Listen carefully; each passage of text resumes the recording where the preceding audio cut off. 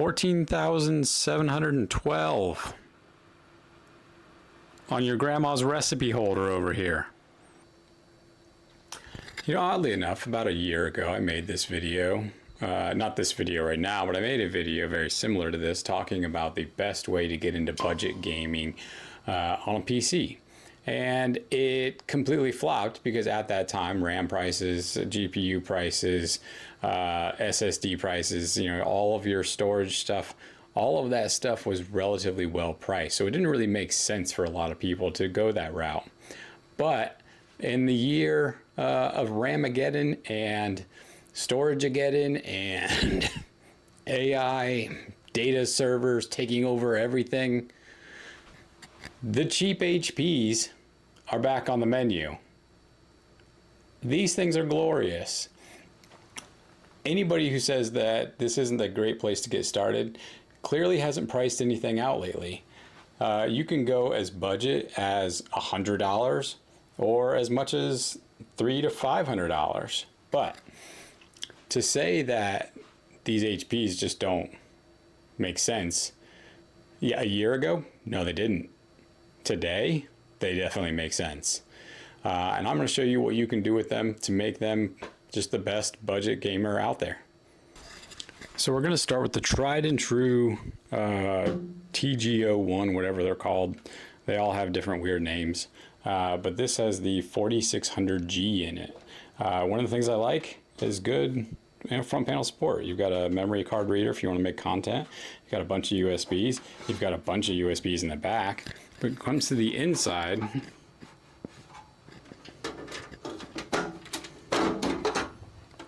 on the inside, we have a 3060. 3060, 2 terabytes of storage, 32 gigs of RAM, and a 500 watt power supply. This is how you make these things great. They take DDR4, which is awesome because it's, you know, relatively inexpensive. I will tell you, the crucial DDR4 Pro is the fastest on these HPs. I tested all kinds of RAM. I tested Corsair, I tested factory like Dell, factory Samsung. I tested all different kinds of, because you can't change anything in the BIOS. You can't do any kind of like Expo or anything like that. The crucial DDR4 Pros are the fastest when it comes to these. Now, from the factory, these things come with a little 500 watt power supply. It has no PCIe connectors. It has one, you know, motherboard connector that's proprietary, and then 2 little 4 pins for 2 different spots on the motherboard. But when you get the 500 watt ones from the more like I think it's HP Omens, things along those lines, that's where you can actually get a 8 pin plus a 6 pin to add a graphics card to these. This is how you do it. The base of the computer, $100. The main thing is you want to find one that comes with storage and with RAM. That's going to really help you out. This one I've kind of kitted out to be a little extravagant, but if you can get these with 16 gigs of RAM and like a 500 gig SSD or even a 1 terabyte SSD, you're going to be in a good starting point, and you can pick these up for like $100 on eBay. That's going to be your friend. Power supply, $50. Nothing wrong with that. $50 power supply gets you an 8 pin and a 6+2, or a 6+2 and a 6. The 3060s, you can pick these up on eBay for right around $200. So go that route. So you're $100 in here, $50 here, $200 here, $350. Do you want to see what a $350 computer can do? I'm running my ever favorite Time Spy, which is how I, for some reason, judge most all of my computers. I like this test. It's a good test because I can run it on multiple different things and kind of figure out which one is the best. It's a synthetic benchmark, so, you know, take it with a grain of salt. You want your actual gameplay to be the thing that is important to you, but I do like to run Time Spy. It gives me like a good cent per point average on these computers. And just like that, we got a Time Spy score of 83.48 on a $350 build. I feel like that is a very good place to be in 2026. So for a AMD build with for $350, 8,300 time SPY score, that's not bad at all. I'll call that a win any day. Some people though don't like AMD CPUs for some reason. I've had this comment a couple of times whenever I've talked about these. So we're gonna pull out an Intel based one that I happen to have also. We'll show you how that one does. Whoa, where am I? All right, so if you're an Intel-based fan, this one has the i7-8700. I did have a different cooler sitting around. I just thought it looked cool for this one. You don't really need that. The cooler that it comes with is fine, but this one just looked cool. And I was gonna throw it in the trash, and I was like, nah, you know what? I think I'm just gonna throw it in here. Same thing. You get the 500 watt power supply. These are 80 plus gold, so I don't have any issues like trusting that they're going to fail or do anything along those lines. This one does not have an NVMe spot, which I thought was weird. There is the spot to put in NVMe, but where like the back end piece would be to like hold it down with the little screw, there's just a hole there. So I probably could just like put it in there and then like tape it down. That'd be kind of janky. I don't really, I like janky, but like I like janky when it comes to like my cars, but PCs want to do a little different. So we do have like a 500 gig SSD in here. This one has a 3060 Ti in it. A little bit less VRAM, but it should perform better. So, we're going to show you the Intel based and what it can do. This system also right about $100. 3060 Ti's also right around $200. So pricing wise, this Intel system and the AMD system were right about the same $350. One of the things that I really liked about this system was that it had a DVD drive still. I originally wanted to go through and rip all of my DVDs to this system and have like a little mini Plex server, which is another great thing that you can do with one of these. That really like stuck out to me as something where I was like, I'd really like to be able to do this and have a little DVD ripper and set up a little Plex server. So time SPY is running on the Intel 8700. Still has a CPU test to go, but ups and downs to both the Intel versus the Ryzen. The Ryzen has an NVMe slot where the Intel only has spot to do a SATA drive. You could possibly jankily do a thing because like the slot is there, but there's no hold down for the end of the NVMe. So a little bit faster storage on the Ryzen one, but DVD drive on the Intel one in case you wanted to rip your own movies and make your own Plex server. So a little give and take.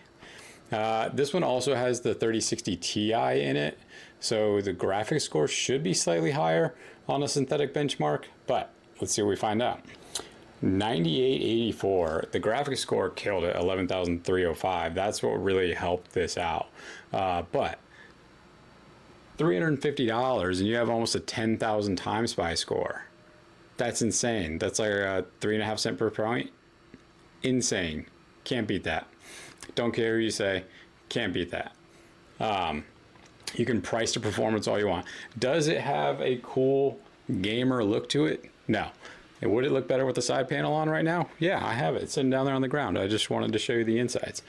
But this killer setup can run just about anything. All right, so i7-8700, 3060 Ti, loading into Arc Raiders. We get some gameplay footage up with some FPSs in the corner. And apparently my FPS is NA. All right, so ray tracing has static, 1080p, full field of view, no motion blur. I'm not really a big fan of motion blur, but we're running about 60 FPS, which is right where you would want to be. Everything looks great. It's running smooth. Can do a little, surgeon. Just take all this stuff.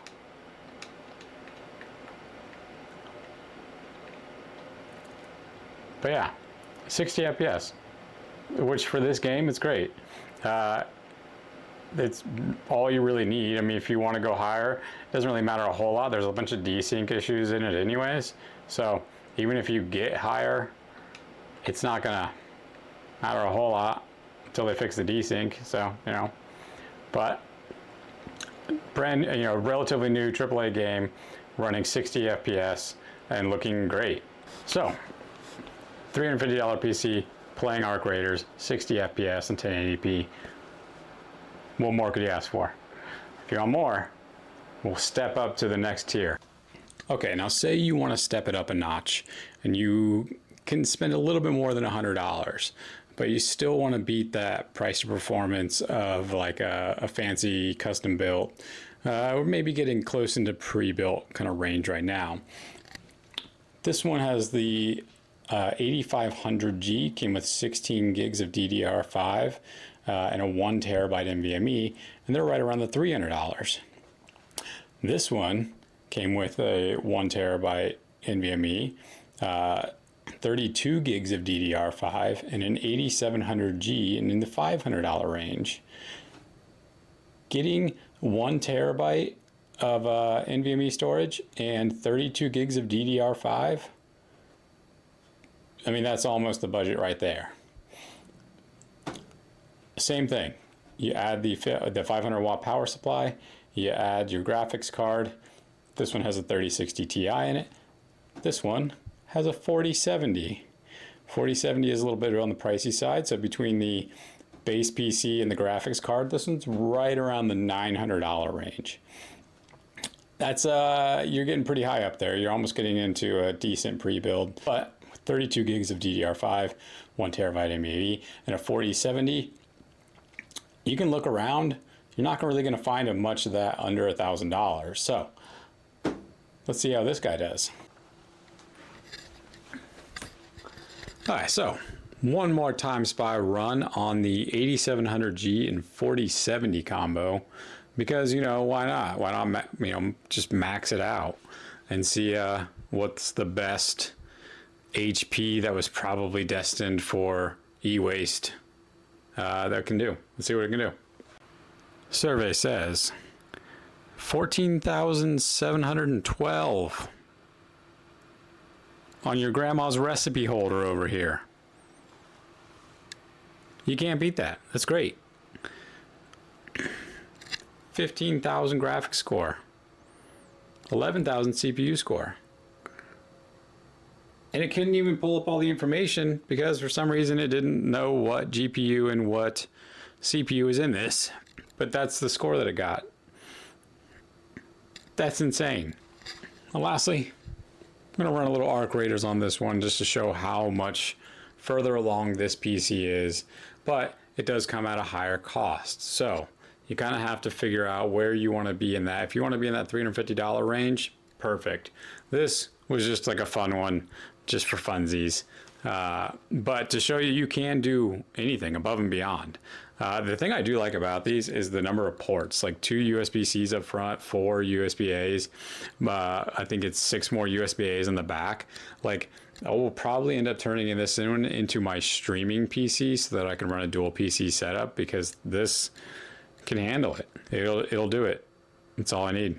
So we'll do a little Arc Raiders run and we'll kind of wrap this up. All right, so we are running Arc Raiders now.